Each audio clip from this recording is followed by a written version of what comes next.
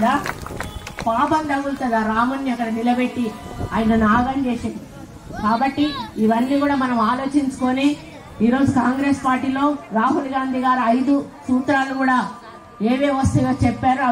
అవన్నీ కూడా మనోళ్ళు ఇంటింటికి కూడా తీసుకెళ్లి చెప్తారు. అవన్నీ వినండి. ఇప్పటికి అయితే 6 గ్యారెంటీలు ఏవైతే అమలు అవుతా ఉన్నాయో అదే పద్ధతిలో ఆ గ్యారెంటీలను కూడా అమలు చేసి నిరుపేదల జీవితాలను బాగు చేసే కార్యక్రమంలో భాగంగా కేంద్ర ప్రభుత్వం, రాష్ట్ర ప్రభుత్వం కూడా కాంగ్రెస్ పార్టీ ప్రభుత్వం ఉంటే అన్ని విధాలా మీకు మేలు జరుగుతుంది. కాబట్టి మీరందరూ కూడా తప్పనిసరిగా ఎవరు ఎన్ని మాటలు చెప్పినా కూడా ఇటు బీజేపీకి ఓటేయకండి, అటు టీఆర్ఎస్ కి ఓటేయకండి. డబ్బులు ఇస్తే మాత్రం తీసుకోండి. ఎందుకంటే వీళ్ళు బాగా సంపాదించుకొని ఉన్నారు.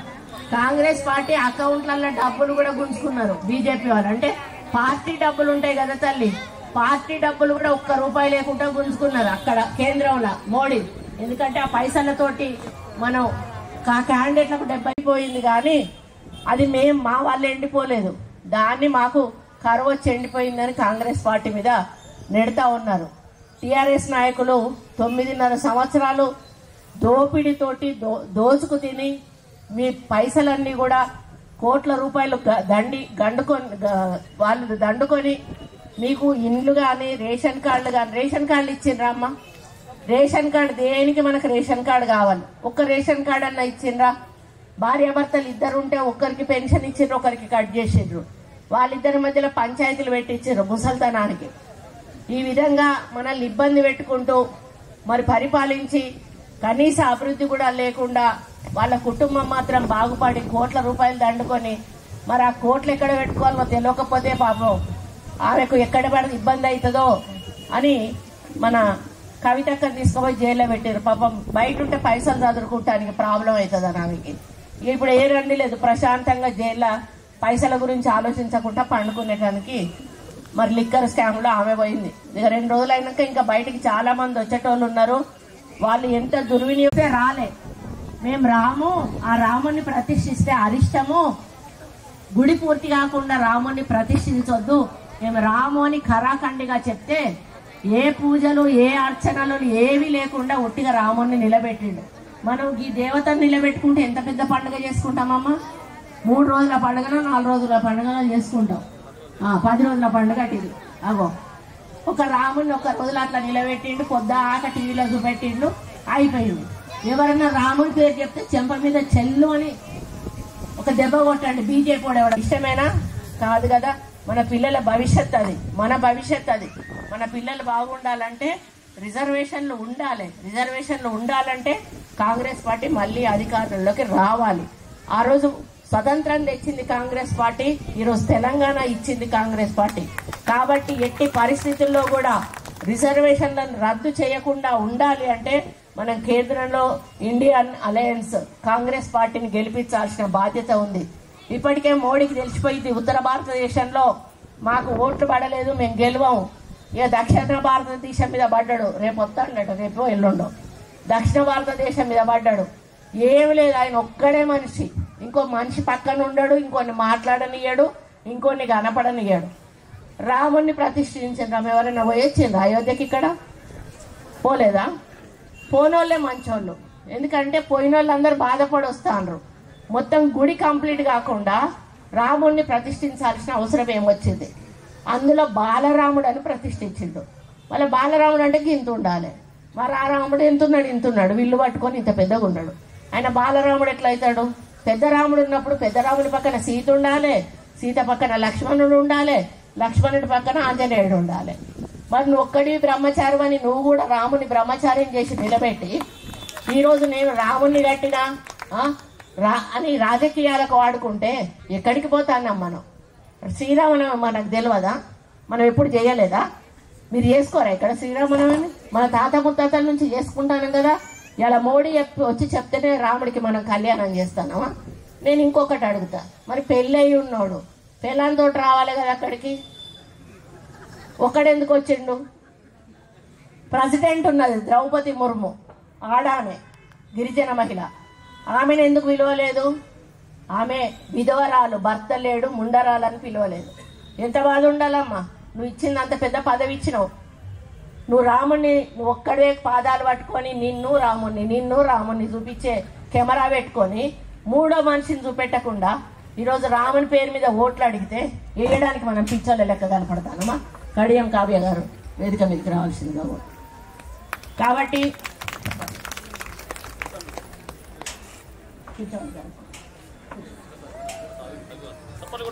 అందరూ కూడా జై కాంగ్రెస్. కాబట్టి మనం ఆలోచించాలి, అంటే సెంటిమెంట్ మీద రాముడిని నేను ప్రతిష్ఠించిన అయోధ్యలో ఇష్టమేనా కాదు కదా. మన పిల్లల భవిష్యత్ అది, మన భవిష్యత్ అది. మన పిల్లలు బాగుండాలంటే రిజర్వేషన్లు ఉండాలంటే కాంగ్రెస్ పార్టీ మళ్ళీ అధికారంలోకి రావాలి. ఆ రోజు స్వతంత్రం తెచ్చింది కాంగ్రెస్ పార్టీ, ఈరోజు తెలంగాణ ఇచ్చింది కాంగ్రెస్ పార్టీ. కాబట్టి ఎట్టి పరిస్థితుల్లో కూడా రిజర్వేషన్లను రద్దు చేయకుండా ఉండాలి అంటే మనం కేంద్రంలో ఇండియన్ అలయన్స్ కాంగ్రెస్ పార్టీని గెలిపించాల్సిన బాధ్యత ఉంది. ఇప్పటికే మోడీకి తెలిసిపోయింది, ఉత్తర భారతదేశంలో మాకు ఓట్లు పడలేదు, మేము గెలవము. ఇక దక్షిణ భారతదేశం మీద పడ్డాడు, రేపు వస్తాడట, రేపు ఎల్లుండో దక్షిణ భారతదేశం మీద పడ్డాడు. ఏమి లేదు, ఆయన ఒక్కడే మనిషి, ఇంకో మనిషి పక్కన ఉండడు, ఇంకొన్ని మాట్లాడనియ్యాడు, ఇంకొన్ని కనపడనియ్యాడు. రాముణ్ణి ప్రతిష్ఠించిన ఎవరైనా పోయొచ్చిండ్రు అయోధ్యకి? ఇక్కడ పోలేదా? పోనోళ్ళే మంచోళ్ళు, ఎందుకంటే పోయిన వాళ్ళందరూ బాధపడి వస్తాండ్రు. మొత్తం గుడి కంప్లీట్ కాకుండా రాముణ్ణి ప్రతిష్ఠించాల్సిన అవసరం ఏమొచ్చింది? అందులో బాలరాముడు అని ప్రతిష్ఠించిండు. మళ్ళీ బాలరాముడు అంటే ఇంత ఉండాలి, మరి ఆ రాముడు ఇంతున్నాడు, విల్లు పట్టుకొని ఇంత పెద్దగా ఉన్నాడు. ఆయన బాలరాముడు ఎట్లయితాడు? పెద్ద రాముడు ఉన్నప్పుడు పెద్ద రాముడి పక్కన సీత ఉండాలి, సీత పక్కన లక్ష్మణుడు ఉండాలి, లక్ష్మణుడి పక్కన ఆంజనేయుడు ఉండాలి. మరి నువ్వు ఒక్కడివి బ్రహ్మచారి అని నువ్వు కూడా రాముని బ్రహ్మచార్యం చేసి నిలబెట్టి ఈరోజు నేను రాముణ్ణి కట్టినా అని రాజకీయాలకు వాడుకుంటే ఎక్కడికి పోతాన్నాం మనం? శ్రీరామనవమి మనకు తెలియదా? మనం ఎప్పుడు చేయలేదా? మీరు చేసుకోరా ఇక్కడ శ్రీరామనవమి? మన తాత ముత్తాతల నుంచి చేసుకుంటాను కదా. ఇలా మోడీ వచ్చి చెప్తేనే రాముడికి మనం కళ్యాణం చేస్తానమా? నేను ఇంకొకటి అడుగుతా, మరి పెళ్ళి అయి ఉన్నాడు, పెళ్ళాంతో రావాలి కదా అక్కడికి, ఒక్కడెందుకు వచ్చిండు? ప్రెసిడెంట్ ఉన్నది ద్రౌపది ముర్ము, ఆడామె గిరిజన మహిళ, ఆమెను ఎందుకు పిలవలేదు? ఆమె విధవరాలు, భర్త లేడు, ముండరాలని పిలవలేదు. ఎంత బాధ ఉండాలమ్మా? నువ్వు ఇచ్చింది అంత పెద్ద పదవి ఇచ్చినావు, నువ్వు రాముణ్ణి నువ్వు ఒక్కడే పాదాలు పట్టుకొని నిన్ను రాముణ్ణి చూపించే కెమెరా పెట్టుకొని మూడో మనిషిని చూపెట్టకుండా ఈరోజు రాముని పేరు మీద ఓట్లు అడిగితే వేయడానికి మనం పిచ్చోళ్ళ లెక్క కనపడతానమ్మా. కడియం కావ్య గారు వేదిక మీదకి రావాల్సిందిగా. కాబట్టి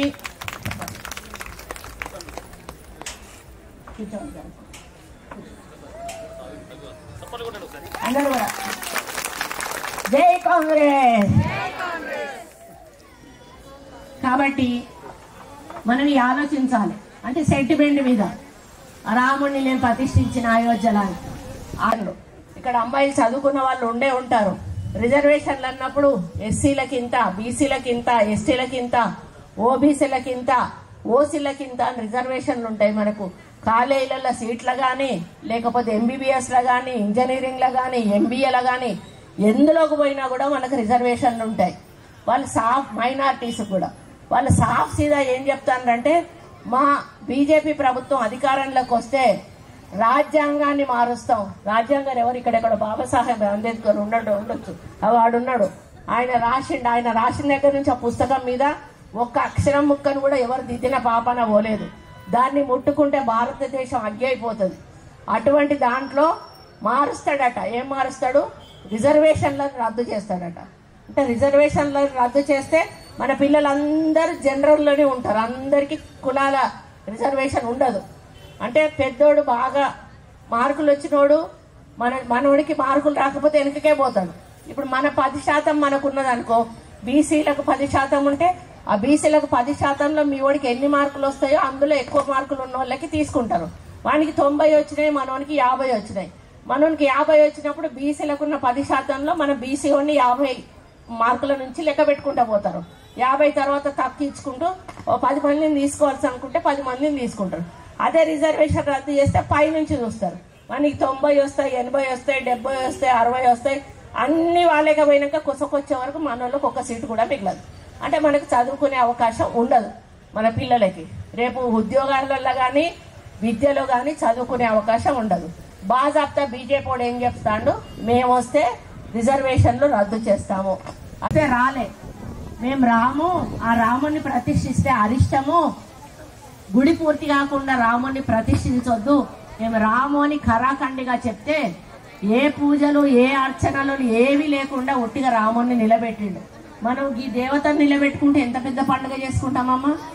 3 రోజుల పండుగను 4 రోజుల పండుగను చేసుకుంటాం. 10 రోజుల పండుగ ఇది. అగో ఒక రాముని ఒక రోజులు అట్లా నిలబెట్టిండు, పొద్దాక టీవీలో చూపెట్టిండు, అయిపోయింది. ఎవరైనా రాముని పేరు చెప్తే చెంప మీద చెల్లు అని ఒక దెబ్బ కొట్టండి. బీజేపీ వాడు ఎవడ, నువ్వు టికెట్ ఈ నుంచి హైదరాబాద్ పోవడానికి ఇంతకు ముందు 100 పెట్టేదానికి అనుకో, వాడు 200 పెడతాడు. 200 పెడితే సచ్చుకుంటే నువ్వు 200 కట్టి పోవాల్సిందే. వాడు గవర్నమెంట్కి ఏం పైసలు ఇవ్వడు, ఆ వచ్చిన పైసలన్నీ వాడే తింటాడు. ఎందుకంటే అమ్మేసినాక మనకు దాని మీద అధికారం ఉంటుంది. నీ ఇల్లు ఉన్నది, నీ ఇల్లు అమ్మేసుకున్నావు, నువ్వు 5,000 కిరాయికి ఇచ్చుకునేదానివి, నువ్వు అమ్మినాక ఆమె 10,000 కిరాయికి ఇచ్చుకున్నది. ఆ 10,000లో నీకేమైనా పైసలు ఇస్తుందా? కొన్నా ఇయ్యదు కదా.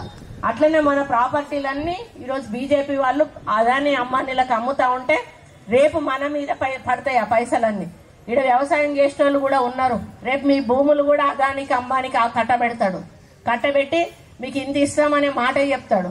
తర్వాత ఆ పంట ఏమేయాలి, ఎరువులు ఏమేయాలి, ఏం చేయాలి, ఏ మెషిన్ తెచ్చి దాన్ని దున్నాలి, అవన్నీ కూడా వాళ్ళే చేస్తారు. చేసినాక ఎన్ని లక్ష రూపాయలు వచ్చినా సరే నీకు 50,000కు మాట్లాడుకుంటే నీకు 50,000 ఇస్తాడు, 1,00,000 ఇయ్యాడు.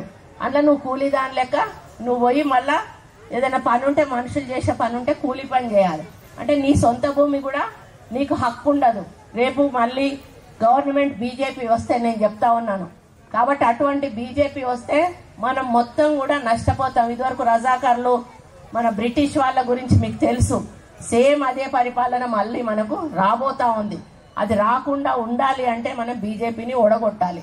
ఇకపోతే రాలే, మేము రాము, ఆ రాముని ప్రతిష్ఠిస్తే అరిష్టము, గుడి పూర్తి కాకుండా రాముని ప్రతిష్ఠించొద్దు, మేము రాము అని ఖరాఖండిగా చెప్తే ఏ పూజలు ఏ అర్చనలు ఏవి లేకుండా ఒట్టిగా రాముని నిలబెట్టిండు. మనం ఈ దేవతను నిలబెట్టుకుంటే ఎంత పెద్ద పండుగ చేసుకుంటామమ్మా? 3 రోజుల పండుగను 4 రోజుల పండుగను చేసుకుంటాం. 10 రోజుల పండుగ ఇది. అగో ఒక రాముని ఒక రోజులు అట్లా నిలబెట్టిండు, పొద్దాక టీవీలో చూపెట్టిండు, అయిపోయింది. ఎవరైనా రాముని పేరు చెప్తే చెంప మీద చెల్లు అని ఒక దెబ్బ కొట్టండి. బీజేపీ వాడు ఎవడ, నువ్వు టికెట్ ఈ నుంచి హైదరాబాద్ పోవడానికి ఇంతకు ముందు 100 పెట్టేదానికి అనుకో, వాడు 200 పెడతాడు. 200 పెడితే సచ్చుకుంటే నువ్వు 200 కట్టి పోవాల్సిందే. వాడు గవర్నమెంట్కి ఏం పైసలు ఇవ్వడు, ఆ వచ్చిన పైసలన్నీ వాడే తింటాడు. ఎందుకంటే అమ్మేసినాక మనకు దాని మీద అధికారం ఉంటుంది. నీ ఇల్లు ఉన్నది, నీ ఇల్లు అమ్మేసుకున్నావు, నువ్వు 5,000 కిరాయికి ఇచ్చుకునేదానివి, నువ్వు అమ్మినాక ఆమె 10,000 కిరాయికి ఇచ్చుకున్నది.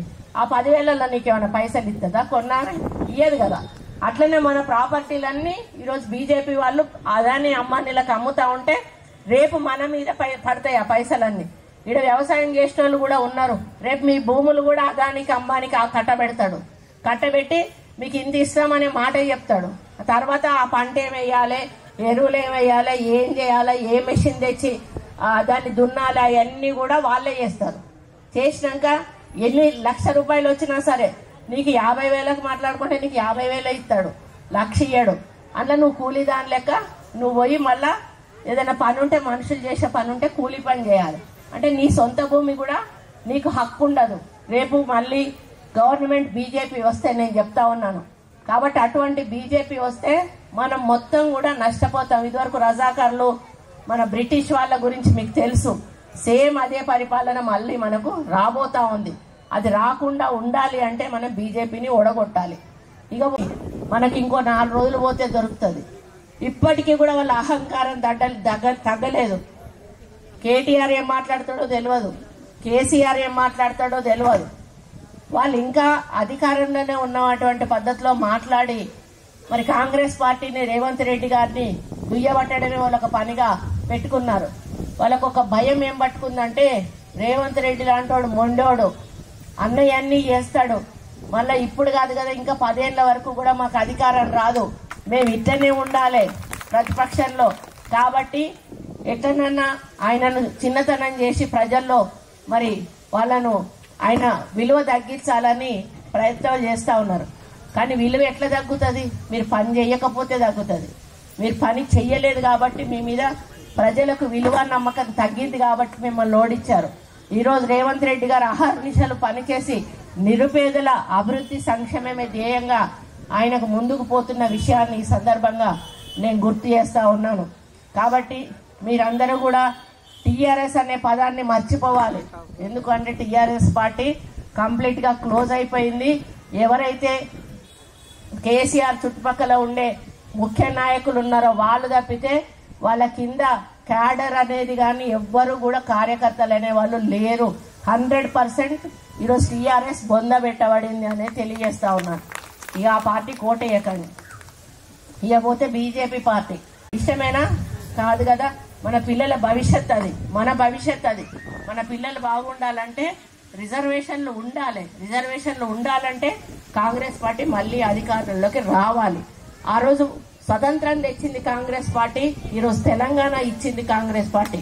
కాబట్టి ఎట్టి పరిస్థితుల్లో కూడా రిజర్వేషన్లను రద్దు చేయకుండా ఉండాలి అంటే మనం కేంద్రంలో ఇండియన్ అలయన్స్ కాంగ్రెస్ పార్టీని గెలిపించాల్సిన బాధ్యత ఉంది. ఇప్పటికే మోడీకి తెలిసిపోయింది ఉత్తర భారతదేశంలో మాకు ఓట్లు పడలేదు, మేము గెలవము. ఇక దక్షిణ భారతదేశం మీద పడ్డాడు. రేపు వస్తాడట, రేపు ఎల్లుండో దక్షిణ భారతదేశం మీద పడ్డాడు. ఏమి లేదు, ఆయన ఒక్కడే మనిషి. ఇంకో మనిషి పక్కన ఉండడు, ఇంకొన్ని మాట్లాడనియ్యాడు, ఇంకొన్ని కనపడనియ్యాడు. రాముణ్ణి ప్రతిష్ఠించిన ఎవరైనా పోయొచ్చిండ్రు అయోధ్యకి? ఇక్కడ పోలేదా? పోనోళ్ళే మంచోళ్ళు. ఎందుకంటే పోయిన వాళ్ళందరూ బాధపడి వస్తాండ్రు. మొత్తం గుడి కంప్లీట్ కాకుండా రాముణ్ణి ప్రతిష్ఠించాల్సిన అవసరం ఏమొచ్చింది? అందులో బాలరాముడు అని ప్రతిష్ఠించిండు. మళ్ళీ బాలరాముడు అంటే ఇంత ఉండాలి. మరి ఆ రాముడు ఇంతున్నాడు, విల్లు పట్టుకొని ఇంత పెద్దగా ఉన్నాడు. ఆయన బాలరాముడు ఎట్లా అవుతాడు? పెద్ద రాముడు ఉన్నప్పుడు పెద్ద రాముడి పక్కన సీత ఉండాలి, సీత పక్కన లక్ష్మణుడు ఉండాలి, లక్ష్మణుడి పక్కన ఆంజనేయుడు ఉండాలి. మరి నువ్వు ఒక్కడి బ్రహ్మచారి అని నువ్వు కూడా రాముని బ్రహ్మచార్యం చేసి నిలబెట్టి ఈరోజు నేను రాముణ్ణి కట్టినా అని రాజకీయాలకు వాడుకుంటే ఎక్కడికి పోతాన్నాం మనం? శ్రీరామనవమి మనకు తెలియదా? మనం ఎప్పుడు చేయలేదా? మీరు చేసుకోరా ఇక్కడ శ్రీరామనవమి? మన తాత ముత్తాతల నుంచి చేసుకుంటాను కదా. ఇలా మోడీ వచ్చి చెప్తేనే రాముడికి మనం కళ్యాణం చేస్తానమా? నేను ఇంకొకటి అడుగుతా, మరి పెళ్ళి అయి ఉన్నాడు, పెళ్ళంతో రావాలి కదా అక్కడికి. ఒక్కడెందుకు వచ్చిండు? ప్రెసిడెంట్ ఉన్నది ద్రౌపది ముర్ము, ఆడామె గిరిజన మహిళ. ఆమెను ఎందుకు పిలవలేదు? ఆమె విధవరాలు, భర్త లేడు, ముండరాలని పిలవలేదు. ఎంత బాధ ఉండాలమ్మా? నువ్వు ఇచ్చింది అంత పెద్ద పదవి ఇచ్చినావు. నువ్వు రాముణ్ణి నువ్వు ఒక్కడే పాదాలు పట్టుకొని నిన్ను రాముణ్ణి చూపించే కెమెరా పెట్టుకొని మూడో మనిషిని చూపెట్టకుండా ఈరోజు రాముని పేరు మీద ఓట్లు అడిగితే వేయడానికి మనం పిచ్చోళ్ళ లెక్క కనపడతానమ్మా? కడియం కావ్య గారు వేదిక మీదకి రావాల్సిందిగా. కాబట్టి